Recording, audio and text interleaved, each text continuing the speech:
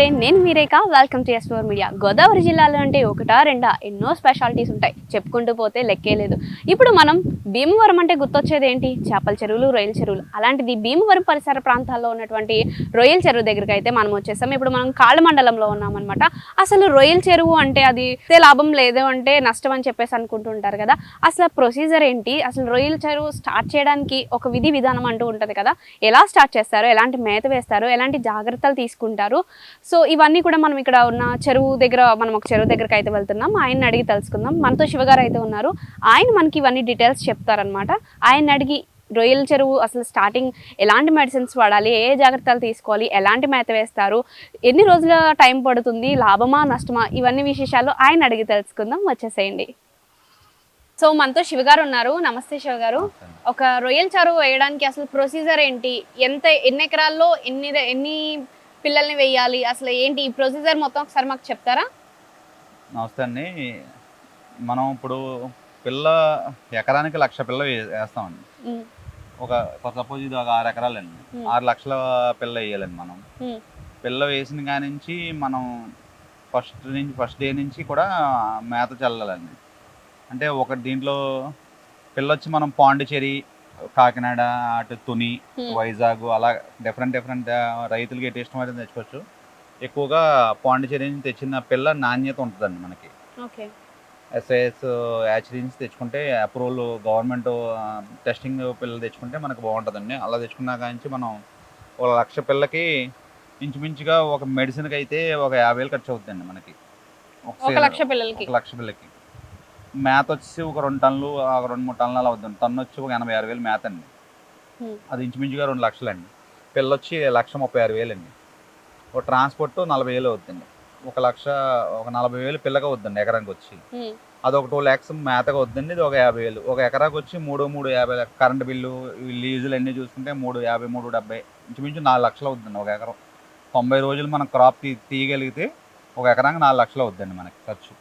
అసలు ప్రొసీజర్ ఏంటి అంటారు? అసలు ఈ మీరు పిల్ల వేయాలి అనుకున్న దగ్గర నుంచి దానికి ముందుగా ఏమైనా ప్రొసీడింగ్స్ ఉంటాయా, లేదంటే డైరెక్ట్ గా వాటర్ లో అలా పిల్ల మెడిసిన్స్ అవి కొట్టాలండి. మనం ముందు ప్రిపరేషన్ చేయాలండి. ముందు మనం అంటే ఇప్పుడు సపోజ్ ఫస్ట్ క్రాప్ పట్టేసాం అనుకోండి, దీన్ని మళ్ళీ ప్రిపరేషన్ చేయాలంటే నీళ్ళు తీసి మళ్ళీ కొత్త నీళ్ళు చేసండి, బాటం మీద అంతా ముగ్గు అవన్నీ కొట్టి, తర్వాత వాటర్లో మెడిసిన్ ఉంటుందండి మనకి. అదే మన ఇందులో ఏమైనా పురుగు గుడ్డు ఏమైనా ఉంటే చనిపోవడం ఉంటుంది మెడిసిన్, అది కొట్టి నెక్స్ట్ 2 days బ్యాక్ బ్లీచింగ్ లాగాలండి. మళ్ళీ బ్లీచింగ్ లాగిన తర్వాత 15 రోజుల దాకా మనం వెయిట్ చేసిన తర్వాత 15 రోజుల తర్వాత మళ్ళీ మనం ప్రోబయోటిక్స్, మినరల్స్ అన్నీ ఇచ్చుకొని పిల్ల వేయాలండి. మనం పిల్ల వేసిన కాడి నుంచి ఇంకా డైలీ 3 times 4 times మేత వేయాలండి.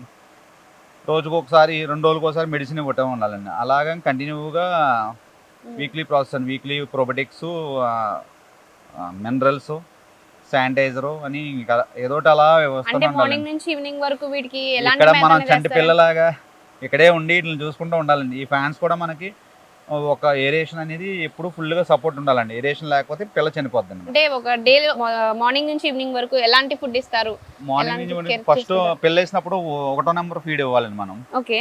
అది ఒక కేజీకి 1,00,000కి వచ్చి 2 కేజీలు ఇవ్వాలండి మేత. అంటే డే మొత్తంలో, అంటే ఈ 2 కేజీలని డే మొత్తం డివైడ్ చేసి 4 భాగాల కింద చేసి రోజుకి 4 times వేయాలండి. తర్వాత 4 days 5 days పోయిన తర్వాత ఒక 9 days పోయిన తర్వాత మళ్ళీ 2nd నెంబర్ అండి, అంటే 2వ నెంబర్ ఫీల్డ్లోకి వెళ్ళాలండి మళ్ళీ. అది మళ్ళీ మనం 20 days 22 days దాకా ఆ ఫీడ్ ఇచ్చిన తర్వాత మళ్ళీ 3వ నెంబర్ ఫీల్డ్లోకి వెళ్ళాలండి. అలాగా సర్కిల్ మారుతా ఉంది. సైజు పెరిగి మనం ఫీడ్ సైజు మార్చుకుంటా ఈ మెడిసిన్స్ అన్ని అప్లై చేసుకుంటా రెగ్యులర్ ప్రాసెస్ గా వెళ్తూ ఉండాలండి మనం. ఇప్పుడు మేత ఎలాంటి మేత అనేది వేస్తారు? అంటే సిపి కంపెనీ ఉంటుంది, అవంతి అని, దేవి, అలా డిఫరెంట్ కంపెనీలు ఉంటాయండి. ఆ మేత మనం ఆ బ్రాండెడ్ కంపెనీ మేత వేయాలండి మనం. ఇప్పుడు మీరు ఈ మేత వేయాలి అని చెప్పి మీకు ఎలా తెలుస్తుంది? అంటే రొయ్యలు మీరు చెప్పారు కదా ఇంతకు ముందు. మాకంటే అలవాటు కాబట్టి ప్రాసెస్ ఇంకా మనకి, మనం మీకు పిల్లల్ని పెంచి మనం పుట్టి ఎలా పెంచుతాం అలా అలవాటు, మాకు ఇంకా రైలు జీరో అలా అలవాటు అండి మాకు. అంటే కొత్తగా స్టార్ట్ చేసే వాళ్ళకి ఏ మేత వేయాలి ఏంటి అని చెప్పేసి కొత్తగా స్టార్ట్ చేసిన వాళ్ళంటే ఇప్పుడు మెడిసిన్స్ కంపెనీ నుంచి టెక్నీషియన్ కూడా వస్తారండి. వాళ్ళు కూడా మనకి డే బై డే వచ్చి చూసుకుంటూ, ఈ ఫీడ్ కంపెనీ మనకు మేత కూడా ఒక టెక్నీషియన్ వస్తాడండి. మనం ఏ కంపెనీ మేత వాడతాం ఆ కంపెనీ టెక్నీషియన్ వచ్చి ఇలా రోజుకి ఎంత మేత వేయాలో, ఎన్నిసార్లు వేయాలో, ఏ మెడిసిన్ వాడాలో, వారంకి ఏది కొట్టాలో, ఏది అక్కర్లేదో అన్నీ చెప్తూ ఉంటాడండి రెగ్యులర్గా. ఇప్పుడు ఈ వాటర్ని కూడా టెస్ట్ అంటే చేస్తూ మనం ఉంటారా? వాటర్ టెస్ట్ చేస్తాం. మనం పిల్ల వేసిన తర్వాత 18 రోజులకి మనకు నెట్లు కడతాం. చెక్ ట్రేలు అన్నీ ఉంటాయండి. చెక్ ట్రే కట్టిన తర్వాత మనకు రైలు అందులో ఎక్కిన తర్వాత మనకు ఆటోమేటిక్గా వాటి గ్రోత్ వాటి మేత ఎంత తింటున్నాయో చెక్ ట్రేలో మనం కేజీకి 5 గ్రాములు ఫీడ్ వేయాలండి. దాంట్లో అంటే మనం రఫ్గా చల్లేస్తాం కదండి. చెక్ ట్రే అనేది ఏంటంటే చెక్కింగ్ కోసం అండి. గంటన్నర అంటే ఇప్పుడు మనం కేజీకి 5 గ్రాములు ఫీడ్ వేసాము అనుకోండి, గంటన్నర పోయాక మనం చెల్లోకి వెళ్ళి మళ్ళీ తింటుందో లేదో చూసుకోవాలి. ఆ చెక్ ట్రేలు వేపి ఆ చెక్ ట్రేలో ఆ మేతలు ఉండిపోయింది అనుకుంటే అది తింటలేనట్లు లెక్క మళ్ళీ మనకి.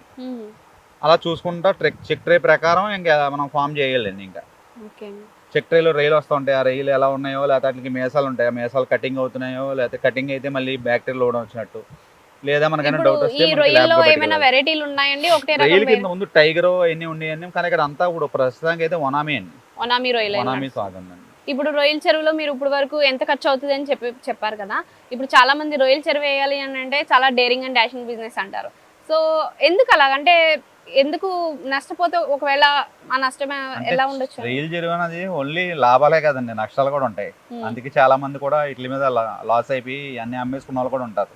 ఎందుకంటే దీని ప్రొసీజర్ అంతా కరెక్ట్గా ఉండాలి. నాణ్యమైన సీడు, నాణ్యమైన మేత, నాణ్యమైన మందులు, దీన్ని అదన్నీ కాక కేర్ తీసుకుంటే కేర్ టేకర్ అంటే ఇక్కడ చెరువు దగ్గర చూసే మనిషి కూడా మనకు కేర్ టేకర్గా ఉండాలి. అది కాకుండా మనం కూడా రెగ్యులర్గా దీన్ని చూసుకుంటూ ఉండాలి. లేకపోతే వీటికి ఎక్కువ వైరస్ అనేది ఎక్కువ ఇన్ఫెక్షన్ అవుతుందండి. వైరస్ వచ్చిందంటే మనకి ఇప్పుడు 30 డేస్లో వైరస్ వచ్చిందనుకోండి, ఇంక మనం మందు కూడా వేయడం అండి పిల్ల. ఈ 30 డేస్ మెయింటెనెన్స్ పిల్ల మందులు అంతా లాసే కదండి మరి. అది ఒక లాభాలు ఎలాగ వస్తాయో లాసులు కూడా అలాగ వస్తాయండి. ఇవి మనం ఇక్కడ చూసినట్లయితే ఫ్యాన్లు అన్ని కూడా ఉన్నాయి ఇక్కడ చెరువు నిండా. ఇవన్నీ ఎందుకు పెడతారండి? ఇది ఆక్సిజన్ సపోర్ట్ అండి. ఇది ఆక్సిజన్ సపోర్ట్ అండి. ఆక్సిజన్ ఉంటేనే రై ఈ సర్క్యులర్ వాటర్ చూసారా మీరు, అలా సర్క్యుల్ అవుట్ అవుతుంది కదండి. రై చుట్టూరు తిరుగుతుంది. అందుకే మనం రోజు 2 సార్లు ఫుడ్ తింటా ఉంటది, 4 సార్లు తింటది. అది డైజెస్ట్ అవ్వాలంటే తిరుగుతూ ఉండాలండి దాని చుట్టూరు వాటర్. అది ఆగితే మనకు డివో కంప్లైంట్ వచ్చేసి మళ్ళీ చనిపోతాయండి. ఇప్పుడు ఈ రొయ్యల చెరువు వేసుకోవడానికి సీజన్ అంటూ ఏదైనా ఉంటుందా? ప్రతి సీజన్ లోనే వేస్తా ఉంటారా? ఎనీ సీజన్ అండి దానికి. ఏ సీజన్ కి ఎలాంటి జాగ్రత్తలు తీసుకోవాలి? చలికాలంలో గ్రోత్లు తక్కువ ఉంటాయండి. కొంచెం చలికాలం గ్రోత్లు తక్కువ ఉంటాయండి. వేసవకాలంలో గ్రోత్ ఫాస్ట్ గా ఉంటది. చలికాలంలో ఎక్కువ ఇన్ఫెక్షన్లు, వైరస్లు అన్ని ఎఫెక్ట్ అవుతాయండి. వర్షాకాలంలో వైరస్లు ఎక్కువ వస్తుంటాయి. అంటే ఇది రైనీ సీజన్ కదండి, పొల్యూట్ ఉంటుంది, బ్యాక్టీరియల్ లోడ్స్ ఎక్కువ ఉంటుంది రైనీ సీజన్ లో. అలాగా చూసుకుంటూ జాగ్రత్తలు చూసుకోవాలండి. చలికాలంలో కొంచెం పిల్ల తక్కువ వేసుకోవడం, అంటే మామూలుగా వేసవకాలంలో 1,00,000 వేసాం, మన చలికాలంలో ఒక 80,000 వేసుకోవాలండి. అలాగే ఇప్పుడు ఎండాకాలంలో పరిస్థితి ఎలా ఉంటుంది? అంటే బాగా ఎండలు ఎక్కువ ఉంటాయి కదా, హీట్ జనరేట్ అవుతుంది కదా. పై డెప్త్ మనం 6 feet 7 feet వాటర్ ఉంటుంది కాబట్టి 2 feet వేడి ఉంటుందండి. కాకపోతే ఎండాకాలమే గ్రోత్ బాగుంటుంది. అలాగే డేంజర్ జోన్ కూడా అన్ని జాగ్రత్తగా చూసుకోవాలండి. ఎప్పుడైనా ఎండాకాలం మనం ఇంటికి వెళ్ళిన తర్వాత అదే ఆగిపోతే మనకి వెంటనే స్పాట్ లో తేడా వచ్చేద్దండి చెరువు. అది ఇంకా 24 hours తిరుగుతానే 24 hours తిరుగుతానండి. ఓకే, మీరు ఇది క్లీనింగ్ అది ఎలా చేపిస్తారు? ఎలాంటి జాగ్రత్తలు తీసుకుంటారు మరి ఇది చెరువు అంటే? రెగ్యులర్గా మనం మాకు చెరువు మీద ఉంటారండి, వాళ్ళే చూసుకుంటారు, శుభ్రంగా అన్ని నీట్గా చేసుకుంటారు. ఇలా నాచు పట్టినప్పుడు నాచు తీసుకోవడం, లోపల స్లడ్జ్ ఉన్నప్పుడు స్లడ్జ్కి మెడిసిన్ ఇవ్వడం, అన్ని అంతా మెడిసినేనండి. ఇంకా అంతా డబ్బులు పెట్టే చేయాలండి దీన్ని అంతా. పెట్టుబడి ఇప్పుడు మనకి ఒక ఎకరానికి 4 నుంచి 5 లక్షలు అని అన్నారు కదా, పెట్టుబడి ఇంత పెడతాం, మరి మనం ఒక ఎకరానికి ఎంత లాభం ఎక్స్పెక్ట్ చేస్తుంది అనుకోండి? ఇప్పుడు ప్రజెంట్ రేట్లు ఉన్నాయి కాబట్టి ఒక ఎకరానికి 2 లక్షలు అలా మిగులుతుందండి. అంటే ఇప్పుడు మనం రొయ్యలను చూసుకుంటుంటే 42 కౌంట్, సమ్ కౌంట్స్ అంటూ ఉంటారు కదా, అవి ఎలా డివైడ్ చేస్తారు? కౌంట్ బట్టే రేట్ ఉంటుందండి. 100 కౌంట్ రేట్ అండి, 50 కౌంట్ రేటు, 30 కౌంట్ రేటు, అలాగ రేటు బట్టే ఉంటుందండి. ఇక్కడ నుంచి మాకు వీళ్ళ కొనుక్కుంటే కంపెనీస్ ఉంటారు, వాళ్ళు వచ్చి మన దగ్గరకు వచ్చి ఏజెంట్స్ ఉంటారండి, ఏజెంట్స్ ద్వారా మేము అమ్ముతాం వాళ్ళకి. వాళ్ళు కొనుక్కుంటారు, మనకి అకౌంట్లో అమౌంట్ కొట్టేసి పట్టుకెళ్తారండి. ఇది కూడా మళ్ళీ చాలా మంది ఏం చేస్తున్నారంటే రొయ్యలు అరువు ఇచ్చారంటే అలా కూడా కొంచెం మంది మోసం చేసి డబ్బులు ఇవ్వకుండా చేస్తున్నారు. రైతులు దానికి తగ్గట్టు జాగ్రత్త తీసుకొని అన్ని చేసుకోవాలి. ఇప్పుడు మీరు చెప్పారు కదా వైరస్లు వస్తున్నాయి, వైరస్లు వస్తే ఇంకా ఇది చెరువు తీసేయడమే అని చెప్పి, అంటే వైరస్లు వచ్చినట్టు మీరు ఎలాగ కనిపెడతారో, ఎలాంటి జాగ్రత్తలు తీసుకుంటారు? వైరస్ వచ్చినప్పుడు రొయ్యలు పైకి వచ్చి మనకి ఈదుతూ ఉంటాయండి. ఓకే, ఈదుగా వచ్చి రెడ్ కలర్, మనం వెంటనే టెస్టింగ్ పెట్టుకెళ్ళాలండి. టెస్టింగ్ పెట్టుకెళ్తే వాళ్ళు కిట్ పెడతారండి మనకి ఆ కిట్లోనూ మనకి వైరస్ అని వచ్చేస్తుందండి. వెంటనే హార్వెస్ట్ చేసేయాలండి. ఇంకా అంటే ఇంక వైరస్ వస్తే ఇంక దానికి చికిత్స చేయడమే ఉండదు, దానికి ట్రీట్మెంట్ లేదండి, మొత్తం ఇంక తీసేయడమే. సో మీరు అప్పుడు వాటర్ కూడా మొత్తం ఇవన్నీ తీసేస్తారా నెక్స్ట్ మళ్ళీ వేయడానికి? తీస్తారు, లేదని కొంతమంది మళ్ళీ ఇదే ప్యూరిఫై చేసి బ్లీచింగ్ కొట్టి మళ్ళీ వేస్తారండి. అప్పుడు ఇంక వైరస్ లో ఉండవంటారా? మాక్సిమం ఉండదండి.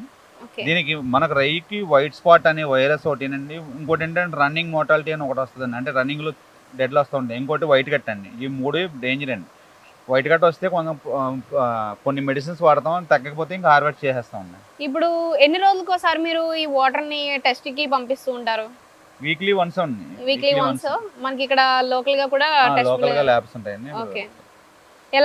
ఏమేమి రకాల టెస్టులు చేస్తారు వాటికి? అంటే మొత్తం ఇన్ని రకాల టెస్టులు అంటే ప్రతిదానికి వాటర్ లో ఫస్ట్ ఆఫ్ ఆల్ సెలనిటీ అండి. దీంట్లో ఉప్పు ఎంత ఉందో సెలనిటీ అండి. నెక్స్ట్ పొటాషియం అండి, మెగ్నీషియం, మనకి అన్ని దీంట్లో నైట్రేట్ ఎంత ఉంది, అమోనియా ఎంత ఉంది, levels nitrate ammonia levels పెరగకూడదు.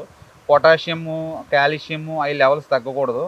Salinity ఎప్పుడు మనకి డ్రాప్ అవ్వకూడదండి. అంటే Okay. ఉప్పు, మన రై అన్నది ఉప్పు అండి, ఉప్పులో పెరిగే రై అండి ఇది. దీన్ని ఎప్పుడు మనం బోర్స్ ద్వారా ఇందులో డంప్ చేసుకునండి వాటర్ సాల్ట్ ఉండేలా చూసుకోవాలండి మనం.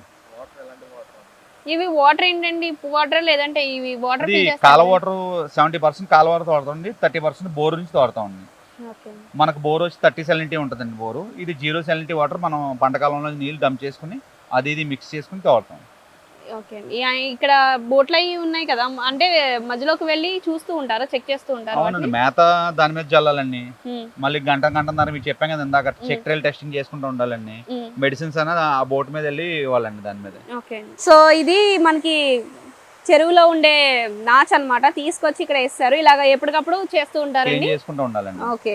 ఆ నాచు అనేది ఉంటే పిల్ల అందులో చిక్కుపడి చనిపోతూ ఉంటదండి. అదే Okay. చిన్న పిల్లప్పుడు, అందుకనే ఆ పిల్ల లేకుండా చూసుకుంటాం. అంటే నాచు తిని బతుకుతాయేమో కదండి, అలా ఏముండవా? నాచు తినేవాళ్ళు మనం మేతేనండి, అది మేత ఓన్లీ మేత మీదే డిపెండ్ అయి మేత ఉంటాయి. మీద డిపెండ్ అవుతాయి. సో ఇది మొత్తం ఒక 6 ఎకరాలండి ఇదంతా. ఇదంతా ఒక 6 ఎకరాల చెరువు అండి. సో చూసారు కదా, రొయ్యల చెరువుని ఎలా చూసుకోవాలి ఏంటి, ఇది లాభ నష్టాల మీద డిపెండ్ అవ్వకూడదు అనమాట. అది దాన్ని ఎలా చూసుకుంటున్నారనే దాని మీద డిపెండ్ అవుతుంది. మళ్ళీ ఒక ప్రోగ్రామ్తో మరొకసారి మళ్ళీ కలుద్దాం. అంతవరకు సెలవు.